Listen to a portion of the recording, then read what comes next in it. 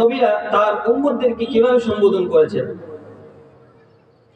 অন্যান্য নবীরা তাদের উম্মতদেরকে নির্দিষ্ট জাতি বলে ডাক দিয়েছেন, নিজের সম্প্রদায় বলে ডাক দিয়েছেন। আর আমাদের নবী সকল মানুষকে সম্বোধন করেছেন। এখানে সূক্ষ্ম একটা বিষয় হলো, আমাদের নবী মুহাম্মদুর রাসূলুল্লাহ সাল্লাল্লাহু আলাইহি সাল্লাম ছিলেন আন্তর্জাতিক নবী, আর অন্যান্য নবীরা ছিলেন জাতীয় নবী। সেজন্য আমরা কোরআনের মধ্যে দেখতে পাই আল্লাহ তাআলা সূরা আরাফের মধ্যে বলেন, লাকাদ আরসালনা নূহান ইলা কওমিহি, আমি নূহকে তার সম্প্রদায়ের কাছে প্রেরণ করেছি। এরপর বলেন ওয়া ইলা আদিন আখাহুম হুদা, আমি আদ সম্প্রদায়ের কাছে তাদের ভাই হুদকে প্রেরণ করেছি। ওয়া ইলা সামুদ আখাহুম সালিহা, আমি সামুদ গোত্রের কাছে তাদের ভাই সালেহকে প্রেরণ করেছি। ওয়া ইলা মাদিয়ানা আখাহুম শুআইবা, আমি মাদিয়ানের মধ্যে তাদের ভাই শুআইবকে প্রেরণ করেছি। অর্থাৎ প্রত্যেকটা নবীকে নিজ নিজ গোত্রের মধ্যে আল্লাহ তাআলা প্রেরণ করেছেন। এরপরে সূরাতুল আনফালের আগে দিয়ে একটু পরে আল্লাহ পাক রব্বুল আলামিন আমাদের নবীকে বলেছেন, কুল ইয়া আইয়ুহান নাস ইন্নী রাসূলুল্লাহি ইলাইকুম জামিআ।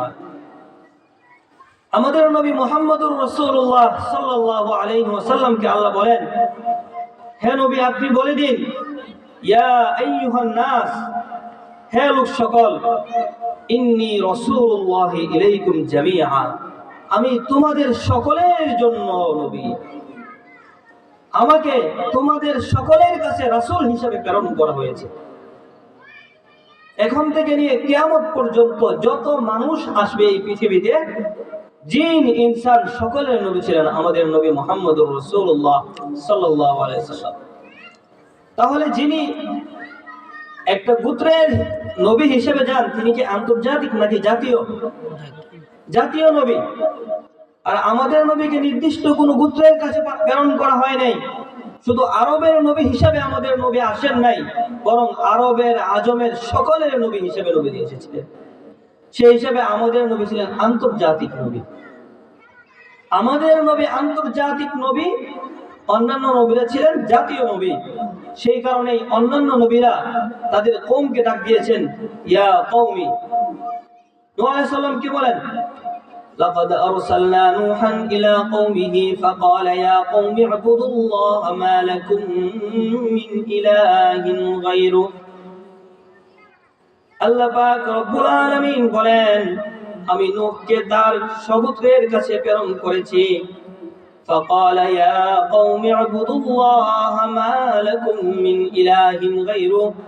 নূহ আলাইহিস সালাম তার সম্প্রদায়কে ডেকে বলেন, হে আমার সম্প্রদায়, তোমরা আল্লাহর ইবাদত বندگی করো। ওয়া ইলা আদিন আখাহুম হুদা فقال يا قوم اعبدوا الله।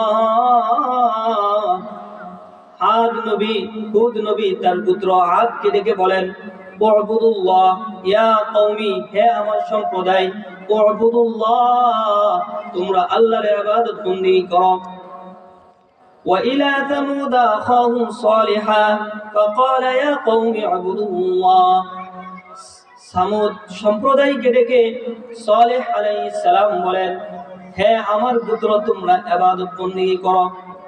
وإلى مدين أخاهم شعيبا فقال يا قوم اعبدوا الله।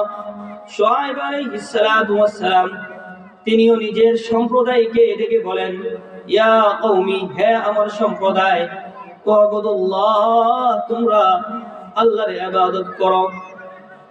কিন্তু আমার নবী, আপনার নবী মুহাম্মদুর রাসূলুল্লাহ সাল্লাল্লাহু আলাইহি সাল্লাম কাউকে নির্দিষ্ট করে সম্বোধন করে নাই, ইয়া কুরাইশ বলে নাই, নিজের গোত্রকে ডাক দিয়ে বলে নাই, হে আমার গোত্র কুরাইশ, তোমরা আল্লাহর ইবাদত বندگی করো।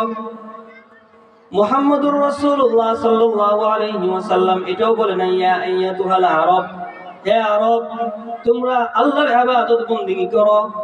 বরং নবী মুহাম্মদুর রাসূলুল্লাহ সাল্লাল্লাহু আলাইহি ওয়াসাল্লামের ঘোষণা ছিল, ইয়া আইয়ুহান নাস, হে পৃথিবীর সকল মানুষ, উবুদুল্লাহ, তোমরা আল্লাহর ইবাদত করো। এটাই হলো আমাদের নবী, আন্তর্জাতিক নবী। সবাই স্বপুত্রকে দ্বীনের দিকে ডেকেছেন, আল্লাহর ইবাদতের দিকে ডেকেছেন।